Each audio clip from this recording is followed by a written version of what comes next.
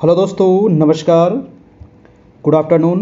आप सभी का बहुत बहुत स्वागत है हमारे यूट्यूब चैनल कैरियर परिवार में। मैं मुकेश कुमार आप सबका बहुत बहुत स्वागत करता हूं। और ये है दोस्तों आपका बिहार शिक्षक बहाली का टेस्ट नंबर आपका 23। जी हाँ, सामान्य अध्ययन का बहुत ही महत्वपूर्ण सवाल दोस्तों हम लेकर के आए हैं, 50 महत्वपूर्ण। और यहाँ पूरा इसका सुपड़ा साफ भी करने वाले हैं, पूरा आपको निचोड़ भी यहाँ पर निकालने वाले हैं। तो चलिए आ जाइए। ये 50 सवाल है, लेकिन आपको यहाँ पर 100 से 150 सवाल हम यहाँ पर आप लोग को करवा देंगे, है ना। तो बिहार शिक्षक बहाली से संबंधित ये महत्वपूर्ण समान अध्ययन के प्रश्न होंगे, जो आपके 1 से लेकर के 12 क्लास तक सभी के लिए आपका ये बहुत ही महत्वपूर्ण है। तो फटाफट मेरे प्यारे दोस्तों आ जाइए, शुरू करें आज की क्लास। देखिए, अगर अभी तक आप हमारे ग्रुप में नहीं जुड़े हैं तो वहाँ पर जुड़ जाइए, जहाँ पर आपको सारे पीडीएफ नोट्स आपको प्राप्त हो जाएंगे। 3 बजे दोस्तों डेली आपकी लाइव क्लास चलती है। ये टेस्ट नंबर आपका 23 होने वाला है। 50 महत्वपूर्ण सवाल हैं और एग्ज़ाम में आपको यहीं से एग्ज़ाम में पूछे जाएंगे। और ये हमारा दोस्तों रहा आपका व्हाट्सएप ग्रुप, तो आप हमारे व्हाट्सएप ग्रुप में जुड़ जाइए, है ना। ये हमारा फ़ोन पे, गूगल पे, पेटीएम, अमेज़न पे सारा नंबर यही है और यही नंबर आपका व्हाट्सएप भी है। मात्र दोस्तों अभी इसमें जुड़ने का आपको 499 ही चार्ज लगेगा और इसके बाद सारे पीडीएफ नोट्स आपको यहाँ पर प्राप्त होते रहेंगे। ठीक है, मात्र एक बार आपको 499 का यहाँ पर चार्ज लगेगा। ठीक है ना। मात्र सिर्फ एक बार, कोई मंथली चार्ज नहीं है। और जो आपकी जब तक एग्ज़ाम न होगी तब तक आपकी ये क्लास चलेगी, आपको अलग से कोई भी पे नहीं करना पड़ेगा। और आपको वीडियो है, पीडीएफ है, नोट्स है, लाइव क्लासेस, सारे चीज़ आपको व्हाट्सएप पर मिलते रहेंगे डेली वाइज। अभी अगर आप पे करते हैं तो आपको 499 पे करके स्क्रीनशॉट ले करके आप हमारे व्हाट्सएप पर, है ना, यही व्हाट्सएप भी है और यही नंबर आपका फ़ोन पे, गूगल पे भी है, जहां आपको ग्रुप में ऐड कर दिया जाएगा और पर्सनली सभी पीडीएफ आपको मिल जाएगा। पीछे जितनी भी क्लासेज हुई है, चाहे वो हिंदी का हो, समान अध्ययन का हो, है ना, और जो रात में एनसीईआरटी क्लास चल रही है उसका हो, ठीक है, तो सारे पीडीएफ आपको मिल जाएंगे। तो चलिए शुरू करते हैं आज की क्लास। और एक बार वीडियो को सभी लोग लाइक कर दीजिएगा और चैनल पर नए हैं तो चैनल को सब्सक्राइब भी आपको कर लेना है। देखिए पहला सवाल आज का क्या कह रहा है। फर्स्ट नंबर प्रश्न क्या कह रहा है दोस्तों कि निम्न में से कौन सा युग्म सुमेलित नहीं है ना। कौन सा युग्म जो है, जैसे कि केंद्रीय अन्वेषण ब्यूरो, यहाँ पर आप डैश दे दीजिए, है ना। केंद्रीय अन्वेषण ब्यूरो, है ना, इसकी स्थापना कब हुई थी, है ना। केंद्रीय अन्वेषण ब्यूरो यानी कि सीबीआई, सेंट्रल ब्यूरो इन्वेस्टिगेशन, है ना। तो सीबीआई की स्थापना कब हुई थी, तो ये बिल्कुल सही है, 1 अप्रैल 1963 को हुई थी। बी नंबर ऑप्शन है कि केंद्रीय सतर्कता आयोग, तो ये भी ऑप्शन आपका बिल्कुल ठीक है, 1964 में हुई थी स्थापना। और भ्रष्टाचार निरोधक कानून 1985, ये आपका बिल्कुल गलत है। प्रवर्तन निदेशालय 1956 दोस्तों, ये भी आपका सही है। प्रश्न आपसे पूछ रहा था कि कौन सा यहाँ पर सुमेलित नहीं है, तो आपका आंसर नंबर सी हो जाएगा, यानी कि भ्रष्टाचार निरोधक कानून जो है, अधिनियम जो है दोस्तों, ये 1985 में नहीं हुआ था, 1988 में हुआ था। ये आप यहाँ से इसको करेक्ट कर लीजिएगा, ठीक है। तो आंसर हो जाएगा हमारा सी नंबर, ठीक है जी। तो चलिए दोस्तों चलते हैं आज का दूसरा प्रश्न। बहुत ही इंपॉर्टेंट सवाल है आपका दूसरा नंबर। कह रहा है कि अनुच्छेद 21 का ए, ये सवाल ना एग्जाम में 100% आपको छपेगा। अनुच्छेद 21 के ए नंबर, है ना। अनुच्छेद 21 के ए संविधान में कब जोड़ा गया था, तो ये आपको याद रखना है ना। कितने संविधान संशोधन के तहत इसको जोड़ा गया था दोस्तों, और यही आपका सवाल है। तो इसको जो जोड़ा गया था 79वें या 83 या 85 या 86, आप लोग अपना अपना कमेंट जरूर कीजिएगा ना। कमेंट करने से आप लोग को याद हो जाएगा दोस्तों, ठीक है। तो ये बात आपको करते चलना है। इसका जो राइट आंसर हो जाएगा वो 86वें संविधान संशोधन हुआ था। कब, तो 2002 ईस्वी में जोड़ा गया था इसको। एक चीज़ और याद रखना है इसमें कि जो अनुच्छेद 21 के ये था, है ना, इसमें क्या चीज़ जोड़ा गया था, तो 6 से लेकर के 14 वर्ष तक के जो बच्चे हैं, है ना, 6 से लेकर के 14 वर्ष तक के जो बच्चे हैं, उनको अनिवार्य एवं निःशुल्क शिक्षा का प्रावधान किया गया था, ठीक है। अनिवार्य एवं निःशुल्क शिक्षा का प्रावधान किया गया अनुच्छेद 21 के ए में। ये बातें आपको याद रखना है, ये सवाल बहुत ही इंपॉर्टेंट है। और इसी चीज को हमारे मौलिक कर्तव्य में भी जोड़ा गया था 11वें। अगला प्रश्न है आपका 4 नंबर। 4 नंबर है कि समान न्याय और निःशुल्क विधिक सहायता के लिए संविधान के किस अनुच्छेद में उपबंध किया गया है? बताइए, समान न्याय और निःशुल्क विधिक सहायता के लिए संविधान के किस अनुच्छेद में उपबंध किया गया है? अनुच्छेद 38, 39, 39 के क या फिर 42 के क। तो इसका राइट आंसर क्या हो जाएगा दोस्तों? आप लोग अपना अपना ऑप्शन देते चलिएगा। राइट आंसर हो जाएगा आपका सी नंबर, बिल्कुल सही, 39 के क हो जाएगा आपका। चलिए मैं चलता हूं अगला सवाल। देखिए, आपको अनुच्छेद से संबंधित ना एक वीडियो दिया गया था जिसमें सारे अनुच्छेद एक जगह आप लोग को कलेक्ट करके जो महत्वपूर्ण अनुच्छेद थे, जो एग्जाम में बार बार पूछा जाता है, वो बना दिया गया था। आप जाकर के हमारे प्लेलिस्ट में देख सकते हैं। Bihar 7th phase test series का एक प्लेलिस्ट बना होगा, उसमें जितने भी क्लास हुए हैं सारे आपको वहां पर मिल जाएंगे। प्रश्न कह रहा है 4 नंबर की अरल सागर किन 2 देशों की सीमा पर अवस्थित है? जी हाँ दोस्तों, बताइए, अरल सागर कई बार पूछा गया है। अरल सागर किन 2 देशों की सीमा पर है? रूस और कजाकिस्तान, रूस और उज्बेकिस्तान, रूस और अजरबैजान, उज्बेकिस्तान एवं कजाकिस्तान। तो राइट आंसर हो जाएगा आपका उज्बेकिस्तान एवं कजाकिस्तान। ऑप्शन नंबर आपका डी बिल्कुल सही है दोस्तों। अगला प्रश्न हम चलते हैं 5 नंबर सवाल। 5 नंबर प्रश्न का है, देखिए 3 बजे से आपकी शुरू हो जाती है ना, तो 3 बजे आपको बिल्कुल लाइव आ जाना है ना। और अगर आपको ग्रुप में भी हम शेयर कर देते हैं, अगर ग्रुप में हमारे जुड़े हैं तो वहाँ भी आपको PDF भी मिल जाता है, वीडियो भी मिल जाता है ना। और पीछे जितनी क्लास हुई है वो भी आपको निरंतर मिलते रहेगा। कोई अपडेट होगा तो वो भी आपको सारा चीज़ वहाँ पर आपको मिलते रहेगा।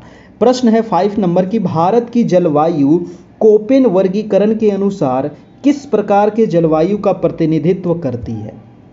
जी हाँ दोस्तों, वेरी इंपॉर्टेंट सवाल है। भारत की जलवायु, और वो भी कोपेन वर्गीकरण के अनुसार, है ना। कोपेन महोदय के अनुसार ये भूगोलवेता थे, और इनके अनुसार जो भारत की जलवायु है ये मानसून और गर्म शुष्क के साथ है आपका। तो डी नंबर आपका यहाँ पर दोस्तों आंसर हो जाएगा, ऑप्शन नंबर। नेक्स्ट प्रश्न है आपका 6 नंबर, कह रहा है कि भारत के राज्यों में क्षेत्रफल की दृष्टि से बिहार का स्थान। बहुत ही इंपॉर्टेंट सवाल है। बिहार का कौन सा स्थान है दोस्तों क्षेत्रफल में, है ना? बिहार का कौन सा स्थान है क्षेत्रफल में? बिहार की क्षेत्रफल कितनी है? तो 94,163 वर्ग किलोमीटर। याद रखिएगा, ये बिहार का आपका क्षेत्रफल है ना। और बिहार की जनसंख्या कितनी है? तो 10 करोड़ 40 लाख, है ना। 10 करोड़ 40 लाख लगभग आपका बिहार का आपका जनसंख्या था 2011 के अनुसार। अभी तो काफ़ी बढ़ गया होगा आपका 2022 वाला 23 वाला आपका जनगणना का आएगा तो, है ना, नया जनगणना वाला आएगा। अभी तो आंकड़ा आया नहीं है, ठीक है। क्षेत्रफल में दोस्तों यहाँ पर पूछ रहा है तो बिहार जो है भारत में वो 12वें नंबर पर है, ठीक है। कितने नंबर पर है? 12वें नंबर पर है। अगर पूछ लिया जाए कि जनसंख्या में बिहार कितने नंबर पर है तो क्या होगा दोस्तों, बताइएगा कमेंट करके। जनसंख्या में बिहार जो है आपके 3रे नंबर पर है, ठीक है। 3रे नंबर पर है आपके जनसंख्या में। और जनसंख्या घनत्व में कितने नंबर पर है? तो पहले नंबर पर है जनसंख्या घनत्व में। बिहार की जनसंख्या घनत्व है कितनी?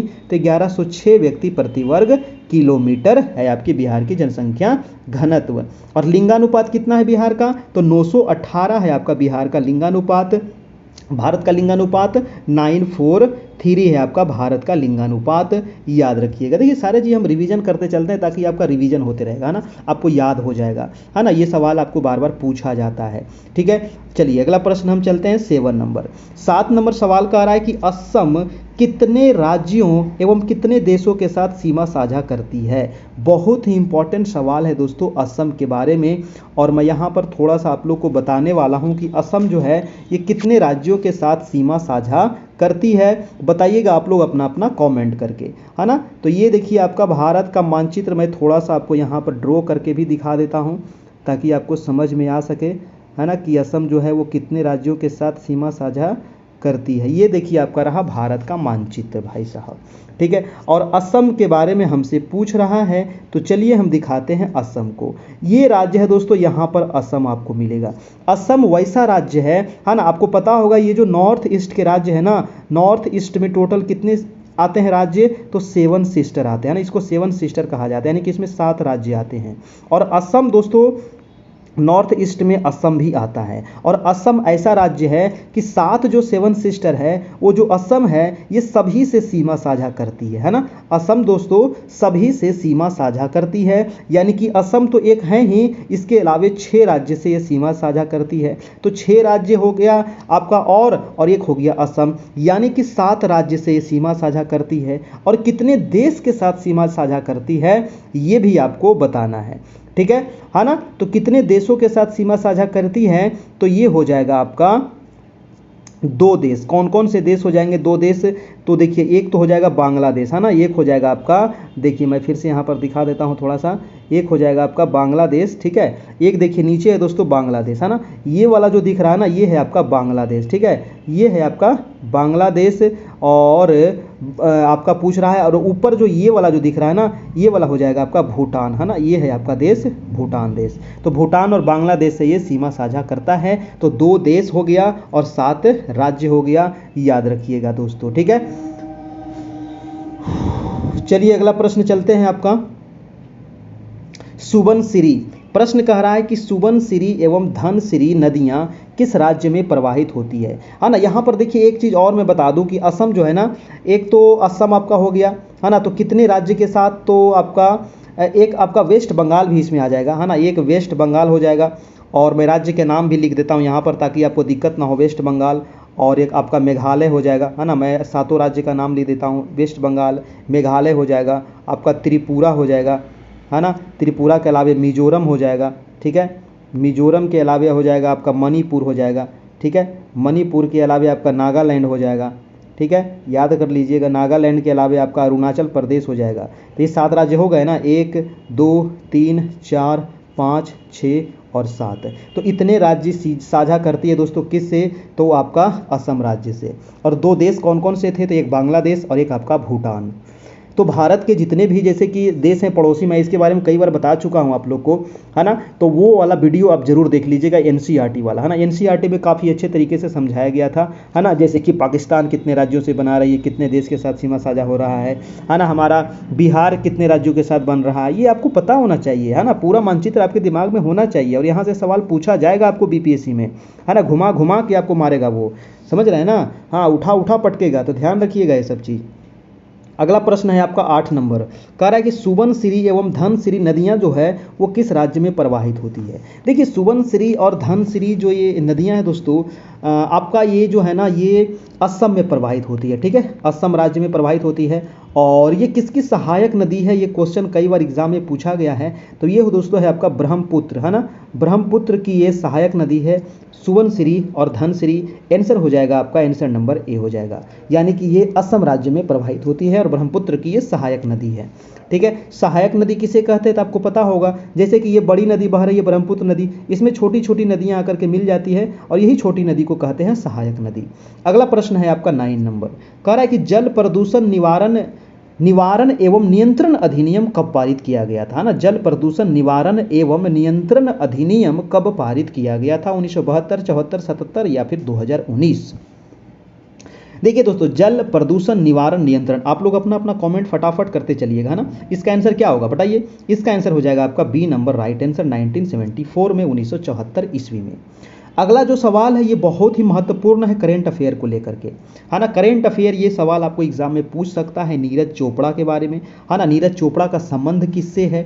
नीरज चोपड़ा दोस्तों हाल ही में, है ना, जब आपका टोक्यो ओलंपिक हुआ था, है ना, टोक्यो जो ओलंपिक हुआ उसमें इन्होंने क्या जीता, स्वर्ण पदक जीता था आपको। और इसी वजह से दोस्तों भारत में, है ना, 7 अगस्त को जीता था। और 7 अगस्त को दोस्तों भारत में क्या मनाया जाता है, तो भाला फेंक दिवस, क्योंकि जो नीरज चोपड़ा संबंधित हैं वो आपको भाला फेंक से संबंधित है ना, ये भाला फेंकते हैं और आप देखे होंगे इनको, है ना। तो भाला फेंक दिवस ये मनाया जाता है 7 अगस्त को, याद रखिएगा। और ये टोक्यो ओलंपिक में स्वर्ण पदक जीते थे। नीरज चोपड़ा संबंधित है भाला फेंक खेल से आपका, ठीक है। चलिए अगला प्रश्न चलते हैं आपका 11 नंबर। 11 नंबर है कि निम्न में से क्रोएशिया की राजधानी कहाँ है ना, कैपिटल ऑफ क्रोएशिया। दोस्तों क्रोएशिया की राजधानी जो है है ना, कहाँ है, जगरेब है ना। क्रोएशिया की राजधानी जो है दोस्तों जगरेब आपका क्रोएशिया की राजधानी है, याद रखिएगा। राजधानी भी आपको पूछ सकता है एक आध को, है ना। तो कम से कम हमारे जो पड़ोसी है जैसे कि नेपाल का काठमांडू, पाकिस्तान का आपको याद रखना है ना। आपका भूटान का याद रखना है, म्यांमार हो गया, चाइना हो गया, बांग्लादेश हो गया, श्रीलंका हो गया, मालदीव हो गया, है ना। आपको जो पड़ोसी है उनको तो याद रखना ही है। उसके अलावा जो देश हमेशा आपका चर्चा में रहते हैं, जैसे यूक्रेन अभी चर्चा में है आपका, रसिया चर्चा में है आपका, है ना, अमेरिका हमेशा चर्चा में रहता है, ठीक है। तो जो महत्वपूर्ण देश है उनका आपको कैपिटल कम से कम पूछा जा सकता है एक आध को, तो ध्यान रखना है ना। मुद्रा तो भी कभी कभी पूछ लेता है, ऐसे कैपिटल तो पूछा ही जाता है। नेक्स्ट प्रश्न है आपका 12 नंबर कि कोबाल्ट 60 आमतौर पर विकिरण चिकित्सा में प्रयुक्त होता है क्योंकि यह उत्सर्जित करता है ना। कोबाल्ट 60 दोस्तों है, ये विकिरण चिकित्सा में इसका प्रयोग किया जाता है। और यह क्या उत्सर्जित करता है ये पूछ रहा है, तो ये उत्सर्जित करता है आपका गामा किरणें। ऑप्शन नंबर आपका सी हो जाएगा। मैं चलता हूं नेक्स्ट प्रश्न आपका कि किस विटामिन को हार्मोन भी कहा जाता है। किस विटामिन को दोस्तों हार्मोन भी कहते हैं, बताइए। Vitamin A, vitamin B, vitamin E और विटामिन डी, है ना। तो वो कौन सा हार्मोन कहा जाता है, तो विटामिन डी को, है ना। विटामिन डी की कमी से क्या होता है, रिकेट्स बीमारी होती है। विटामिन ई की कमी से क्या होता है, तो बांझपन होता है। विटामिन बी की कमी से बेरी, और विटामिन ए की कमी से दोस्तों रतौंधी, याद रखना है। अगला प्रश्न चलते हैं आपका 14 नंबर प्रश्न। 14 नंबर प्रश्न है कि महात्मा गांधी के असहयोग आंदोलन, है ना, मैं थोड़ा छोटा कर दूं, दिख रहा है ना। महात्मा गांधी के असहयोग आंदोलन के प्रस्ताव का विरोध किसने किया था, बताइए दोस्तों, है ना। असहयोग आंदोलन बहुत इंपॉर्टेंट है। असहयोग आंदोलन की शुरुआत कब होती है, 1920 में, और इसका समाप्ति कब हो जाता है, 1922 में, ठीक है ना। 1922 में आखिर ये समाप्त क्यों हो जाता है, तो चौरा चौरी कांड हो गया था आपका, है ना। चौरा चौरी कांड हुआ था दोस्तों, है ना। कब हुआ था ये कांड, तो 5 फरवरी को हुआ था आपका, है ना। 5 फरवरी 1922 को ये आपका कांड हो गया था। कहाँ हुआ था, तो चौरा चौरी पड़ता है आपको गोरखपुर में, है ना। कहाँ है, गोरखपुर में पड़ता है। और गोरखपुर है कहाँ, तो उत्तर प्रदेश में है, ठीक है ना। यहीं पर ये कांड हुआ था कि एक पुलिस स्टेशन में, है ना, जिसमें आपको 22 सिपाहियों को जिंदा जला दिया गया था, और जिसके वजह से गांधी जी इससे आहत होकर के, और ये जो आपका असहयोग आंदोलन था इसको क्या कर दिए थे, स्थगित कर दिए थे। और इसको स्थगित कब किया गया था, तो 12 फरवरी, है ना, 12 फरवरी आपका 1922 ईस्वी को, ये भी डेट आप ध्यान में रखना है, ठीक है। और इसी असहयोग आंदोलन के बाद आपका स्वराज पार्टी की स्थापना होती है ना, CR दास और मोतीलाल नेहरू के द्वारा, तो वो भी आप ध्यान में रखिएगा, ठीक है जी। तो ये असहयोग आंदोलन के प्रस्ताव का विरोध किसने किया था दोस्तों, एनी बेसेंट, मोहम्मद अली जिन्ना, बिपिन चंद्रपाल, या फिर इनमें से सभी। क्या होगा, तो आपका जो राइट आंसर हो जाएगा वो इनमें से सभी हो जाएगा, यानी कि इनमें से इन्होंने सभी इसका क्या किया था, तो विरोध किया था। आपका ऑप्शन नंबर आपका डी हो जाएगा। चलिए अगला प्रश्न है दोस्तों आपका प्रश्न नंबर 15 नंबर। 15 नंबर सवाल है कि टाका, है ना, टाका, भाई कई बार पूछा गया भाई साहब कि टाका जो है ये निम्न में से किसका मिश्र धातु है ना। टाका जो है ये किसका मिश्र धातु है, तो ये टीन का और आपका सीसा का मिश्र धातु होगा। आपका राइट आंसर आपका ए हो जाएगा। टाका जो है टीन और सीसा का मिश्र धातु है। नेक्स्ट है कि शुष्क सेल में किसका प्रयोग किया जाता है, बताइए। शुष्क सेल में किसका प्रयोग करते हैं, sulphuric acid, nitric acid, hydrochloric acid या अमोनियम क्लोराइड। तो शुष्क सेल में अमोनियम क्लोराइड का उपयोग करते हैं। ऑप्शन नंबर आपका डी हो जाएगा, अमोनियम क्लोराइड। अगला प्रश्न है दोस्तों आपका 17 नंबर। प्रश्न है कि कांग्रेस के किस अधिवेशन में भारत छोड़ो प्रस्ताव, जी हाँ दोस्तों, भारत छोड़ो प्रस्ताव पारित हुआ था, और ये हुआ था आपका वर्धा महाराष्ट्र में, ठीक है। कहाँ हुआ था, वर्धा महाराष्ट्र में हुआ था, है ना, वर्धा महाराष्ट्र में हुआ था। आपका भारत छोड़ो जो आंदोलन था आपका, इसका प्रस्ताव जो पारित हुआ था वो 8 अगस्त 1942 को हुआ था प्रस्ताव पारित। और भारत छोड़ो आंदोलन शुरुआत हुई थी आपका 9 अगस्त 1942 को, ठीक है। 9 अगस्त 1942 को प्रस्ताव पारित हुआ था 8 अगस्त, तो याद रखिएगा वर्धा महाराष्ट्र में आपका, ठीक है। ऑप्शन नंबर आपका सी हो जाएगा, बिल्कुल सही। भारत छोड़ो आंदोलन कब हुआ था, 1942, तो पता हो गया इसी में ही। और एक सवाल पूछा जाता है भारत छोड़ो आंदोलन से दोस्तों कि इस समय आपका ब्रिटेन के प्रधानमंत्री कौन थे, ये क्वेश्चन कई बार पूछा गया है। तो बताइएगा कि ब्रिटेन के प्रधानमंत्री आखिर इस समय कौन थे 1942 में। तो इस समय ब्रिटेन के प्रधानमंत्री विंस्टन चर्चिल थे आपके, है ना, विंस्टन चर्चिल थे, याद रखिएगा, ठीक है, विंस्टन चर्चिल थे। अगला प्रश्न चलते हैं आपका 18 नंबर प्रश्न। प्रश्न नंबर कह रहा है कि सर्वेंट ऑफ इंडिया सोसाइटी, बहुत इंपॉर्टेंट सवाल है। सर्वेंट ऑफ इंडिया सोसाइटी की स्थापना किसने की और कब की ये भी बताना है ना। इसकी स्थापना कब हुई थी ये भी बताइएगा, और किसने की इसकी स्थापना, तो आपको पता होगा कि गोपाल कृष्ण गोखले के द्वारा इसकी स्थापना होती है सर्वेंट ऑफ इंडिया सोसाइटी की, और 12 जनवरी 1905 को होती है। ठीक है, 12 जनवरी 1905 को इसकी स्थापना होती है ना। तो ध्यान रखिएगा 1905 में एक महत्वपूर्ण घटना हुआ था, बंगाल का विभाजन, वो भी आपको पता होना चाहिए, है ना। 1905 में ही हुआ था बंगाल का विभाजन, लॉर्ड कर्जन के शासन काल में। अगला प्रश्न है आपका 19 नंबर की, ब्रह्म समाज के संस्थापक कौन थे दोस्तों। देखिए ब्रह्म समाज बहुत महत्वपूर्ण ये समाज है आपका, और इसके जो संस्थापक थे ये आपको पता होना चाहिए कि इसके संस्थापक कौन थे, है ना। और इसकी स्थापना कब होती है, तो आपका याद रखिएगा दोस्तों 20 अगस्त, है ना। इसकी स्थापना जो होती है 20 अगस्त 1828 को होती है, और राजा राम मोहन राय के द्वारा इसकी स्थापना होती है। ऑप्शन नंबर आपका ए बिल्कुल सही हो जाएगा। ब्रह्म समाज के संस्थापक राजा राम मोहन राय ही थे। 1828 ईस्वी में इसकी स्थापना होती है। मैं चलता हूं, अगला प्रश्न है आपका 20 नंबर की, बेलेजली की सहायक संधि को स्वीकारने वाला दूसरा राज्य कौन था। बहुत इंपॉर्टेंट है ना। सहायक संधि कौन करता था, तो वो था बेलेजली आपका। सहायक संधि, है ना, सहायक संधि जो किया था वो बेलेजली ने किया था। और ये दूसरा पूछ रहा है कि दूसरा राज्य कौन था सहायक संधि करने वाला। अगर हम आपसे पूछ लूं कि प्रथम राज्य कौन था, तो कौन होगा बताइए, है ना। प्रथम राज्य कौन था जो सहायक संधि किया था मेरे प्यारे भाइयों, तो प्रथम राज्य था आपका हैदराबाद, है ना। प्रथम राज्य जो था वो था हैदराबाद। और हैदराबाद कब हुआ था दोस्तों, तो आपका 1798 में, है ना। 1798 में सबसे पहले सहायक संधि हुआ था हैदराबाद के साथ, और दूसरा जो था वो था मैसूर आपका। ठीक है, दूसरा जो था दोस्तों वो था आपका मैसूर। ऑप्शन नंबर आपका सी हो जाएगा, ध्यान रखिएगा, है ना। ऑप्शन नंबर आपका सी हो जाएगा। चलिए नेक्स्ट चलते हैं, आपका प्रश्न नंबर होगा आपका 21 कि शाहजहांनामा के लेखक कौन है। बहुत इंपॉर्टेंट है शाहजहांनामा, और ये बहुत इंपॉर्टेंट पुस्तक है। और इसके जो लेखक हैं शाहजहां है, या हामिद लाहौरी हैं, या इनायत खां हैं, या फिर अबुल फजल हैं। तो राइट आंसर हो जाएगा दोस्तों इनायत खां, यानी कि ऑप्शन नंबर आपका सी बिल्कुल सही हो जाएगा, इनायत खां। नेक्स्ट प्रश्न है आपका दोस्तों 22 नंबर सवाल। प्रश्न है दोस्तों कि भारत में मिश्रित अर्थव्यवस्था का क्या अर्थ है। देखिए मिश्रित अर्थव्यवस्था का मतलब ही होता है कि इसमें निजी क्षेत्र और सार्वजनिक क्षेत्र दोनों इसमें मिलकर कार्य करेगा, है ना। और भारत में इसी प्रकार का है मिश्रित अर्थव्यवस्था है।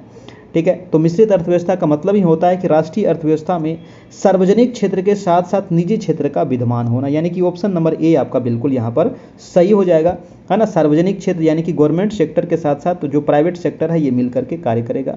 तो ये हो गया आपका मिश्रित अर्थव्यवस्था। बैलगाड़ी किस चित्रकार की कृति है दोस्तों। बैलगाड़ी जो है ये किस चित्रकार की कृति है, बहुत इंपॉर्टेंट है, बताइएगा, है ना। बसावन का है, दसवंत का है, उस्ताद मंसूर का है, या अबुल हसन का है।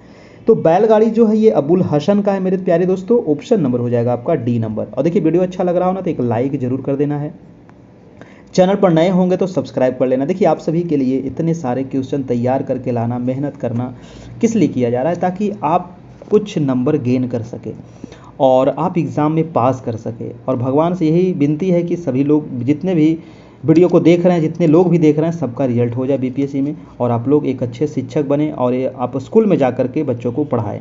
ठीक है, चलिए तो इसका आंसर हो जाएगा दोस्तों आपका डी नंबर। और अगला प्रश्न है आपका 24 नंबर। 24 सवाल कर रहा है कि निम्न में से कौन से मूल अधिकार भारतीय नागरिकों के साथ साथ विदेशियों को भी प्राप्त है। बहुत बहुत इंपॉर्टेंट सवाल है दोस्तों, है ना। वो ये मूल अधिकार कौन है जो भारत के नागरिक को तो प्राप्त हैं ही, और साथ साथ जो विदेशी लोग हैं उनको भी ये मूल अधिकार प्राप्त है। तो ऑप्शन ए है कि विधि के समक्ष समता और विधि का समान संरक्षण, ये भी सबको प्राप्त है। ये हो जाएगा ऑप्शन आपका अनुच्छेद नंबर 14 में इसका वर्णन है। बी नंबर ऑप्शन है कि अपराधों के लिए दोष सिद्धि के संबंध में संरक्षण, ये अनुच्छेद आपका 20 में है। सी नंबर है प्राण एवं दैहिक स्वतंत्रता का संरक्षण, ये हो जाएगा अनुच्छेद 21 में। और तो आंसर हो जाएगा आपका इनमें से सभी, यानी कि ये सभी जो है ये भारतीय नागरिक को तो प्राप्त हैं ही, इसके साथ साथ विदेशियों को भी प्राप्त है आपका। अगला प्रश्न चलते हैं आपका 25 नंबर। कह रहा है कि 20 सूत्रीय आर्थिक कार्यक्रम किस वर्ष प्रारंभ किया गया था। बहुत इंपॉर्टेंट है, 20 सूत्रीय आर्थिक जो कार्यक्रम था इसकी शुरुआत कब हुई थी? 1970, 72, 75 या 1980? राइट आंसर हो जाएगा 1975। ऑप्शन नंबर आपका सी आपका बिल्कुल सही जवाब है। जितना जल्दी आप लोग अपना अपना कमेंट करते चलिएगा, मैं ज़्यादा समय नहीं दूंगा, है ना, क्योंकि आपका समय बहुत ही मूल्यवान है। आप जितना ज़्यादा से ज़्यादा अपने समय का अभी सदुपयोग कीजिए, है ना, उसका उपयोगी में लगाइए, पढ़ाई कीजिए, है ना, दूसरा काम बिल्कुल छोड़ दीजिए, है ना, क्योंकि यही 2 महीना समय है जिसमें आप दोस्तों रिजल्ट ले सकते हैं। और बहुत सारे ऐसे लोग हैं जो रिजल्ट नहीं भी लेंगे, ये सच्चाई है। क्योंकि यहाँ पर देखिए कम से कम 6 लाख 7 लाख फार्म कम नहीं भराएगा, और 6 लाख 7 लाख में जो आपका सीट है दोस्तों 1,70,000 के आसपास है, कहीं दाहीं सैकड़ा, हज़ार, 10,000, लाख, है ना, 1,70,000 आपका सीट है। और इसमें भी बहुत सारे ऐसे सीट हैं 1 लाख से ज़्यादा सीट नहीं यहाँ पर भरने वाला है, क्योंकि इसका नीति गड़बड़ है। और जहाँ पर महिलाएं जैसे कि नहीं मिलेगी तो वहाँ पर दूसरे जनरल या फिर ओबीसी या फिर दूसरे कैटेगरी को आप लेते नहीं हैं, तो वो सीट तो क्या हो जाएगा, खाली रह जाएगा। तो ये सारे प्रॉब्लम है, तो ये सारे सीट आपके खाली रह सकते हैं, बहुत सारे सीट खाली भी रह जाएंगे इस बार। देखिएगा जैसे कि आपका छठा चरण में हुआ था, है ना, 1.25 लाख आपका सीट था और मात्र लगभग 45,000 50,000 के आसपास ज्वाइन किए, तो वो आपका यहाँ पर भी होने वाला है। ठीक है, तो इसीलिए कंपटीशन काफ़ी हार्ड रहेगा, तो आपको मेहनत तो करना पड़ेगा। प्रश्न है आपका 26 नंबर की, किसी राज्य की विधानसभा में अधिक से अधिक कुल कितने सदस्य हो सकते हैं? बहुत ही इंपॉर्टेंट सवाल है ना। विधानसभा में अधिकतम कितने सदस्य हो सकते हैं? अधिकतम पूछ रहा है दोस्तों, तो अधिकतम हो सकते हैं आपको 500, है ना। अधिकतम कितने हो सकते हैं? 500 सदस्य हो सकते हैं अधिकतम। ऑप्शन नंबर सी आपका बिल्कुल सही है। सबसे ज़्यादा किस राज्य में है? तो सबसे ज़्यादा है दोस्तों आपका उत्तर प्रदेश में, है ना। उत्तर प्रदेश में विधानसभा सीटों की संख्या आपका 403, याद रखना है। बिहार में सीटों की संख्या कितनी है? तो 243 है आपका, ये बिहार वाला है। ठीक है, विधानसभा वाला। देखिए आपको एक चीज़ बताना है, विधानसभा तो आप समझ गए, विधान परिषद, है ना, विधान परिषद से भी आपको सवाल पूछा जाता है। तो विधान परिषद जो है दोस्तों वो कितने राज्य में है ना, मतलब इंडिया में जो विधान परिषद है वो कितने राज्य में है?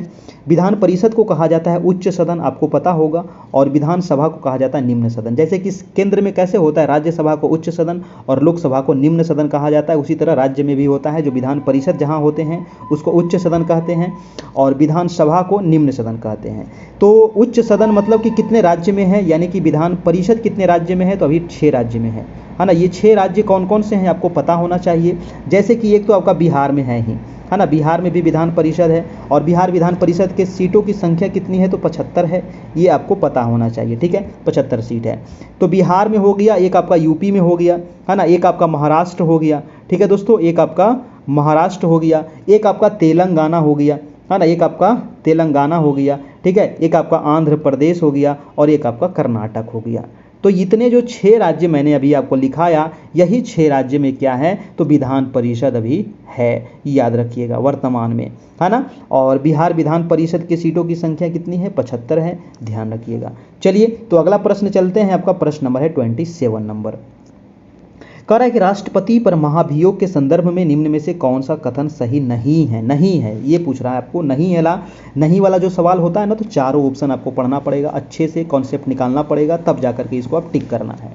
देखिए राष्ट्रपति का महाभियोग आपको याद रखिएगा, ये अनुच्छेद कितने में है? तो अनुच्छेद आपका है 61 में, है ना, 61 में है। ऑप्शन ए कह रहा है कि राष्ट्रपति का महाभियोग की प्रक्रिया अनुच्छेद 61 में है, बिल्कुल सही है। कौन सा नहीं है वो पूछ रहा है आपको, है ना। राष्ट्रपति द्वारा संविधान का अतिक्रमण किए जाने पर उसके विरुद्ध महाभियोग चलाया जा सकता है, ये भी आपका ऑप्शन बिल्कुल सही है। सी नंबर है कि महाभियोग संसद द्वारा चलाई जाने वाली एक अर्ध न्यायिक प्रक्रिया है, ये भी बिल्कुल सही है।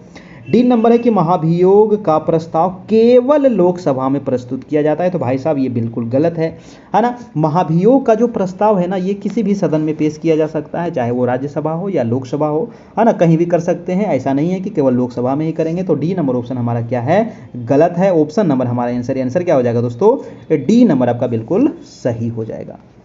अगला प्रश्न है कि भोपाल गैस त्रासदी, बहुत ही इंपॉर्टेंट ये त्रासदी है ना। त्रासदी इंपॉर्टेंट नहीं है, मतलब कि ये क्वेश्चन बहुत इंपॉर्टेंट है। त्रासदी तो हुआ था, तो बहुत ही खतरनाक त्रासदी था और इसमें हजार लोगों की मृत्यु हो गई थी दोस्तों।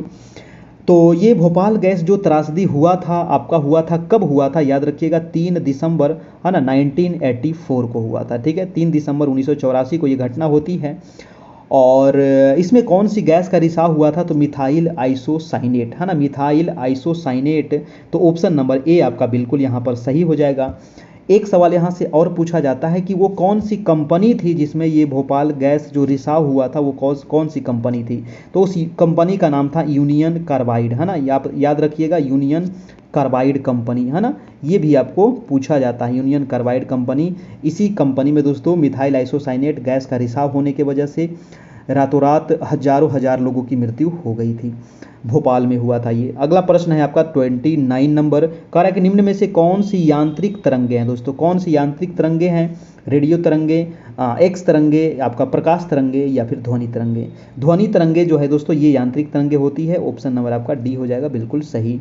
अगला है आपका 30 नंबर की महावीर स्वामी ने अपना पहला उपदेश, देखिए आपने पढ़ा होगा कि गौतम बुद्ध ने पहला उपदेश कहाँ दिया था, तो सारनाथ में दिया था ना। गौतम बुद्ध कहाँ दिए थे दोस्तों, तो ये गौतम बुद्ध दिए थे आपके सारनाथ में दिए थे, ठीक है।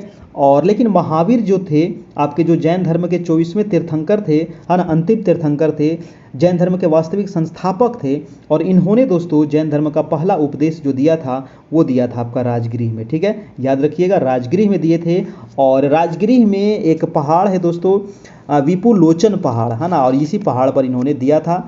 तो ये दीजिए आप ध्यान रखिएगा, ऑप्शन नंबर आपका डी आपका बिल्कुल सही हो जाएगा, ठीक है। महावीर का जन्म कब होता है, आप कमेंट करके हमें बताइएगा जरूर। अगला प्रश्न हम चलते हैं आपका 31 नंबर, कह रहा है कि सिख गुरु की हत्या मुगलों द्वारा की गई थी। बताइए किस सिख गुरु की हत्या जो की गई थी वो मुगलों के द्वारा की गई थी।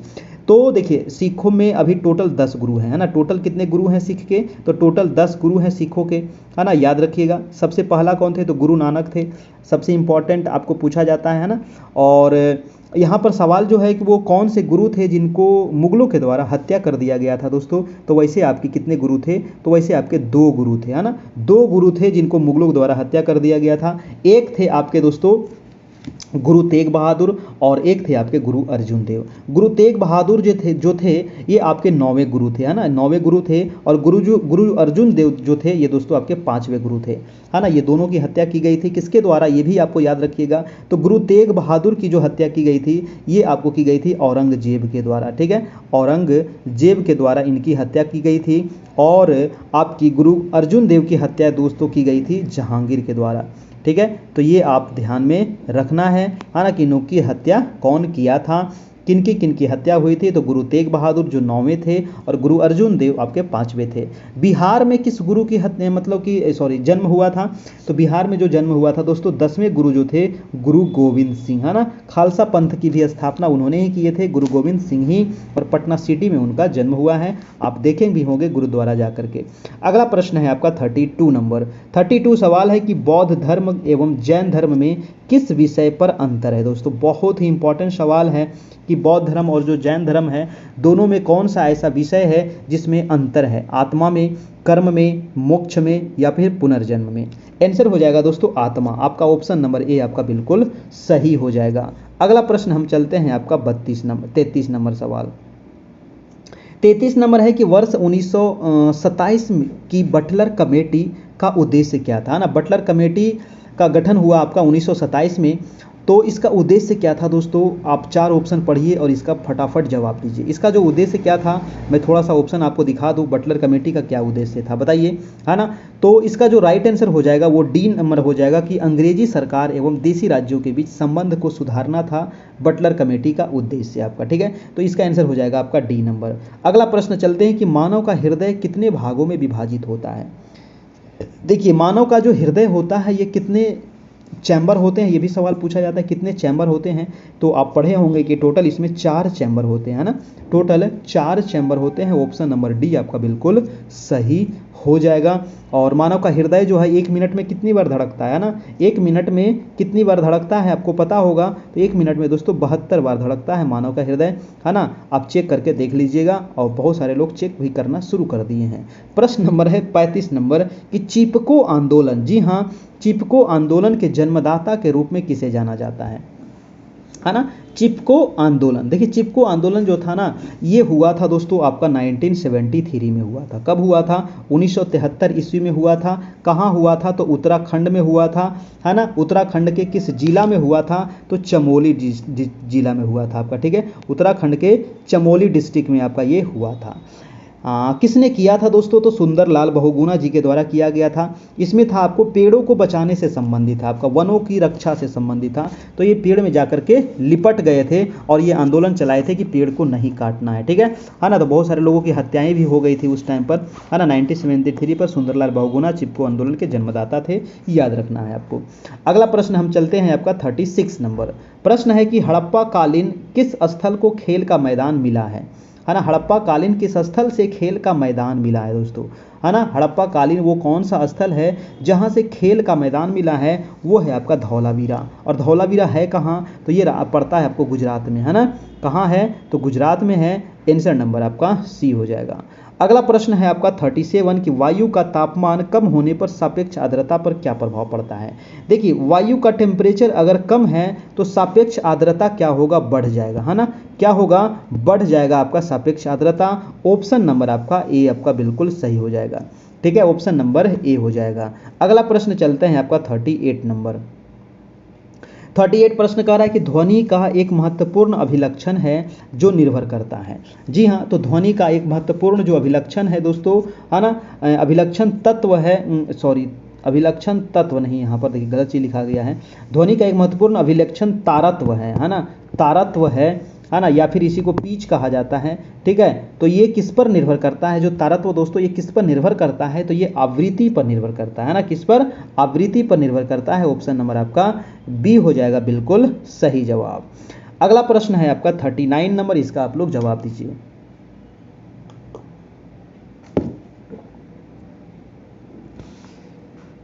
प्रश्न है कि किसी वस्तु का द्रव्यमान उसकी का माप है। बताइए दोस्तों, किसी वस्तु का द्रव्यमान उसकी जड़त्व का माप है ना। यहाँ पर खाली स्थान में क्या आएगा? तो जड़त्व आएगा आपका, ठीक है। ऑप्शन नंबर हो जाएगा आपका सी नंबर, जड़त्व का माप है। अगला प्रश्न है आपका 40 नंबर, 40 नंबर सवाल। प्रश्न कह रहा है कि निम्नलिखित में से कौन क्रिप्स मिशन के साथ कांग्रेस के आधिकारिक वार्ताकार थे। देखिए बहुत इंपॉर्टेंट है, क्रिप्स मिशन के साथ कांग्रेस के आधिकारिक वार्ताकार कौन थे, ये पूछ रहा है सवाल। तो इसका जो राइट आंसर हो जाएगा दोस्तों वो हो जाएगा आपका, मैं पहले आंसर बता देता हूं कि क्रिप्स मिशन के साथ कांग्रेस के आधिकारिक जो वार्ताकार थे वो पंडित जवाहरलाल नेहरू और मौलाना आज़ाद थे आपके, है ना। ऑप्शन नंबर आपका सी नंबर हो जाएगा। एक चीज़ मैं बता दूं कि क्रिप्स मिशन कब आया था? तो 1942 को आया था आपका क्रिप्स मिशन, याद कर लीजिएगा 1942 को। 1942 में क्रिप्स मिशन आया था। 1942 में ही भारत छोड़ो आंदोलन भी हुआ था। 1942 में ब्रिटेन के प्रधानमंत्री कौन थे? तो वो भी आप याद रखिएगा, विंस्टन चर्चिल थे आपके, ठीक है। विंस्टन चर्चिल थे उस समय प्रधानमंत्री 1942 में। क्वेश्चन पूछा गया है, एक सवाल पूछा गया है कि जो ये क्रिप्स मिशन थे, क्रिप्स मिशन जो भारत आया था, इसके अध्यक्ष कौन थे, है ना। इसके अध्यक्ष आप याद रखिएगा, इसके अध्यक्ष जो थे वो थे दोस्तों स्टैफोर्ड क्रिप्स थे, है ना। कौन थे? स्टैफोर्ड क्रिप्स थे इसके अध्यक्ष, ठीक है। स्टैफोर्ड क्रिप्स इसके अध्यक्ष थे आपके, ठीक है। तो आंसर हो जाएगा आपका आंसर नंबर सी, इसका बिल्कुल सही जवाब है, क्रिप्स मिशन 1942 ईस्वी। अगला प्रश्न है आपका 41 नंबर। 41 कह रहा है कि राष्ट्रीय हरित अधिकरण की स्थापना भारत सरकार द्वारा किस वर्ष की गई? राष्ट्रीय हरित अधिकरण, बताइए। राष्ट्रीय हरित अधिकरण यानी कि NGT, है ना, NGT की स्थापना भारत सरकार द्वारा किस वर्ष किया गया था? तो 2010 ईस्वी में किया गया था। डी नंबर आपका आंसर हो जाएगा। अगला दोस्तों है आपका 42 नंबर। प्रश्न है कि विभाजन के दौरान किस तिथि को बंगाल में शोक दिवस के रूप में मनाया गया है? बहुत इंपॉर्टेंट है ना। बंगाल विभाजन के दौरान किस तिथि को बंगाल में शोक दिवस मनाया गया? तो बंगाल में जो शोक दिवस मनाया गया था दोस्तों, ये मनाया गया था आपको कब? तो ये मनाया गया था आपको 16 अगस्त को, ठीक है। 16 अगस्त 1905, है ना। 16 अगस्त 1905 को ये मनाया गया था आपका, ठीक है, याद रखिएगा। और 1905 में ही बंगाल का विभाजन होता है, ये भी याद रखिएगा दोस्तों। देखिए यहाँ पर मैं एक चीज़ और आपको बता दूं, बंगाल विभाजन तो हुआ था आपका 1905 में, लेकिन है ना, ये आपका रद्द कब हुआ था? बंगाल विभाजन जो था ये रद्द कब हुआ था, ये भी क्वेश्चन पूछा जाता है कि आखिर ये रद्द कब हुआ था। तो रद्द हुआ था दोस्तों आपका 1911 ईस्वी में। दिल्ली दरबार लगता है लॉर्ड हार्डिंग के शासनकाल में, है ना, लॉर्ड हार्डिंग, ठीक है। लॉर्ड हार्डिंग जो था इसको क्या किया, तो रद्द कर दिया। 1911 ईस्वी में दिल्ली दरबार लगा था उस समय पे आपका, ठीक है। विभाजन हुआ था 1905 में। अगला प्रश्न है आपका 43 नंबर। 43 नंबर सवाल है कि समान ताप तथा दाब पर सभी गैसों का समान आयतन में अणुओं की संख्या समान होती है। ये कौन से नियम के अनुसार ये ऐसा होता है? तो क्या होगा, है ना, समान ताप तथा दाब पर सभी गैसों के समान आयतन में अणुओं की संख्या समान होती है एवोगैड्रो के नियम के अनुसार। ऑप्शन नंबर आपका ए यहाँ पर बिल्कुल सही हो जाएगा, ठीक है, एवोगैड्रो के नियम के अनुसार। अगला है कि विशेष आर्थिक क्षेत्र, है ना, स्पेशल इकोनॉमिक जोन, है ना, विशेष आर्थिक क्षेत्र अधिनियम किस वर्ष लागू हुआ था? बताइए, विशेष आर्थिक क्षेत्र अधिनियम किस वर्ष लागू हुआ था? तो आंसर हो जाएगा 2006 ईस्वी, है ना। ऑप्शन नंबर आपका डी हो जाएगा। अगला प्रश्न है आपका 45 नंबर। प्रश्न है कि निम्न में से कौन सा कथन सही है? बहुत इंपॉर्टेंट सवाल है कथन वाला। नाबार्ड जो देश में कृषि एवं ग्रामीण विकास हेतु वित्त उपलब्ध कराने वाली शीर्ष संस्था है, बिल्कुल आपका दोस्तों ये क्या है, तो सही है। अगला है कि नाबार्ड का मुख्यालय मुंबई में है, तो ये भी बिल्कुल सही है। तो 1 और 2 आपका दोनों यहाँ पर सही हो जाएगा। एक चीज़ मैं आपको बता दूं कि ये जो आपका नाबार्ड है NABARD, है ना, नाबार्ड का फुल फॉर्म आप नोट कर लीजिएगा। इसका फुल फॉर्म क्या होता है, कमेंट कीजिए फटाफट। National bank for agriculture and rural development, है ना, national bank for agriculture and rural development इसका फुल फॉर्म होता है।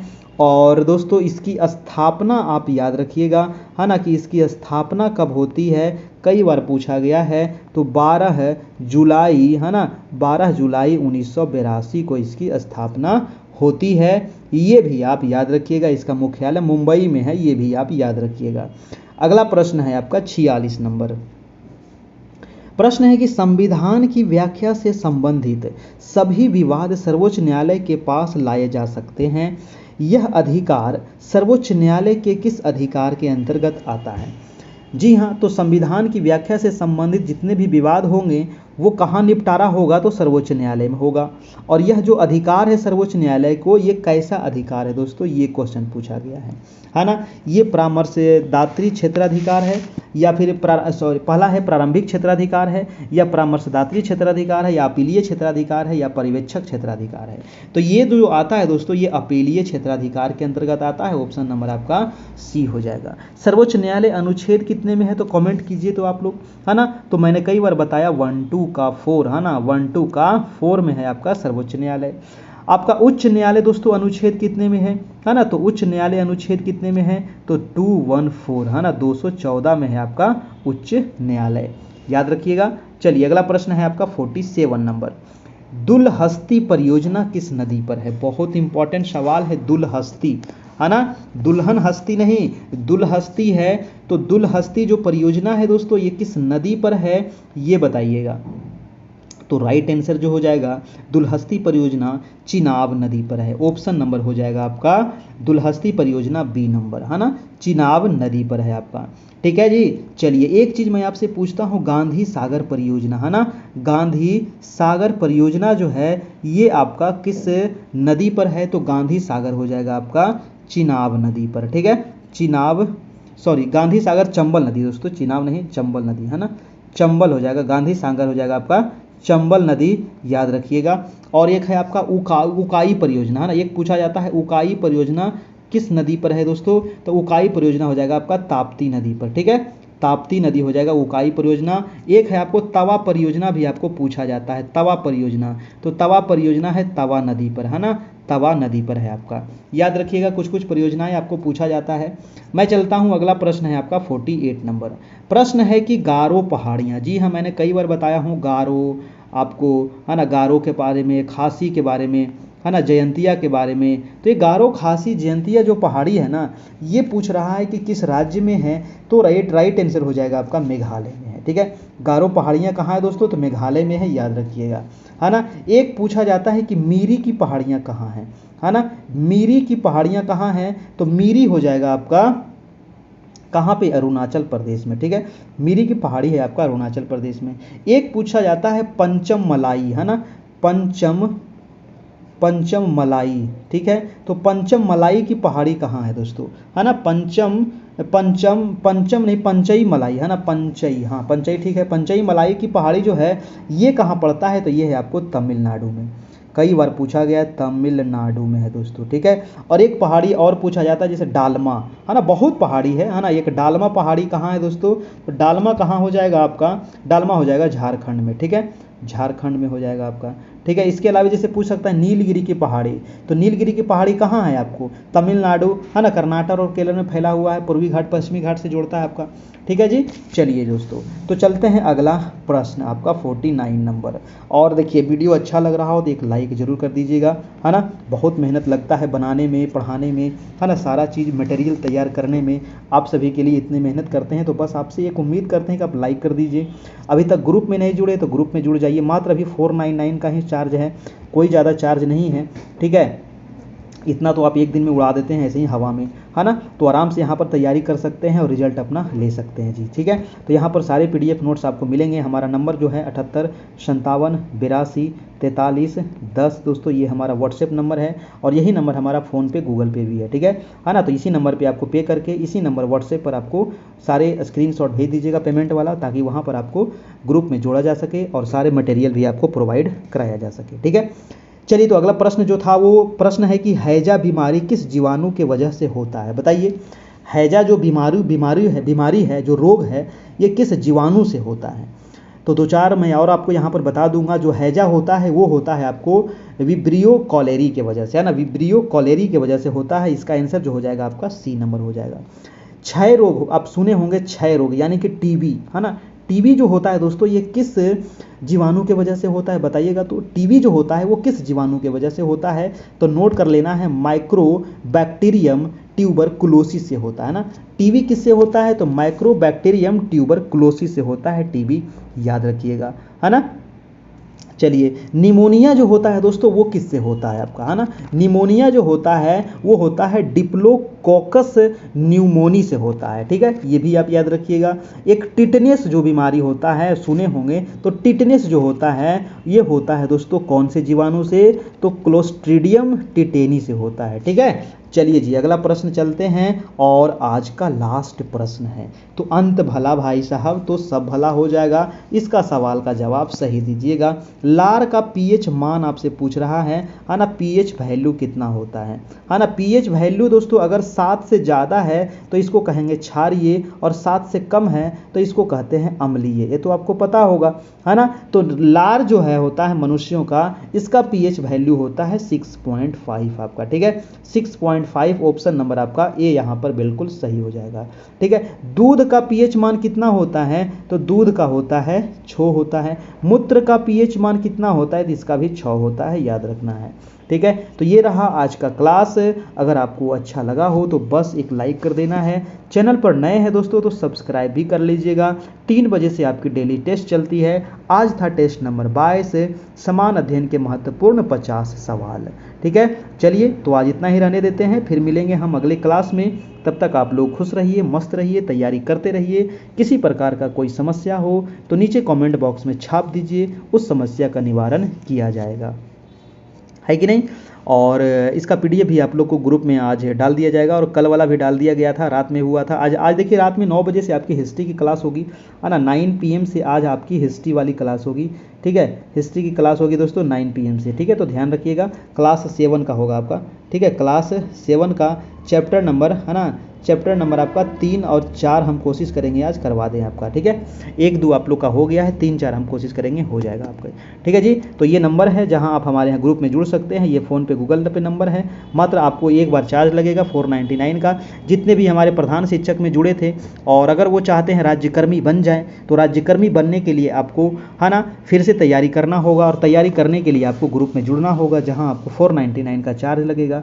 फिर आपकी वहां पर सारे मटेरियल मिलते रहेंगे। अब आपके पास समय नहीं बचा है, 16 जून से आपके फार्म का अप्लाई शुरू हो जाएगा, है ना, और आपका ज़्यादा दिन समय नहीं बचेगा, है ना। तो अब आपके पास मात्र मान के चलिए ना, तो 1 महीने का समय है, सॉरी 1 नहीं 2 महीने का अभी समय है, 2 से ढाई महीना। तो 2 से ढाई महीना में ही आपको पूरा तैयारी करना है।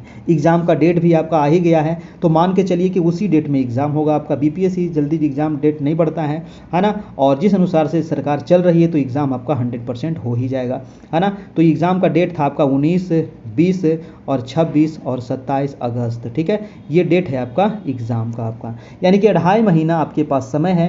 2.5 महीना में जितना पढ़ना है पढ़ लीजिए, फिर ज़िंदगी भर आप बैठ करके अपना जो करना होगा करते रहिएगा, है कि नहीं। तो एक बार ठान लिए तो ठान लिए, है ना, नहीं ठाने तो फिर कुछ उपाय नहीं भाई साहब, है ना। क्योंकि 3 ही बार इसमें मौका मिलेगा आपको।